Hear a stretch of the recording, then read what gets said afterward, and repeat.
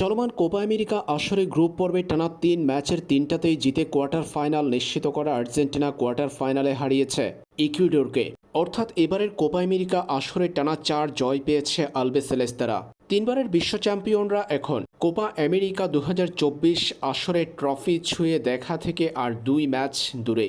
আর্জেন্টিনার সামনে সেমিফাইনাল ও final. সেমিতে Argentina প্রতিপক্ষ হিসেবে পেয়েছে উত্তর আমেরিকার দুর্বল দল কানাডাকে, যাদেরকে গ্রুপ পর্বেও হারিয়েছিল আর্জেন্টিনা। কানাডার বিপক্ষে আর্জেন্টিনার লড়াইটি অনুষ্ঠিত হবে আগামী ১০ জুলাই বাংলাদেশ সময় ভোর ৬টা থেকে। সেই ম্যাচের আগে এবার কনমেবল এক বিবৃতিতে জানিয়েছে আর্জেন্টিনার ম্যাচের রেফারিদের নাম, কারা থাকবেন মাঠের ৩ রেফারি, কারাই বা VAR এর দায়িত্ব পালন করবেন সেটাই জানিয়েছে দক্ষিণ আমেরিকা ফুটবলের সর্বোচ্চ নিয়ন্ত্রক সংস্থা তথা কোপা আমেরিকার আয়োজক কনমেবল। আর্জেন্টিনা ম্যাচের রেফারির দায়িত্ব পালন করবেন পিয়েরো মাজা।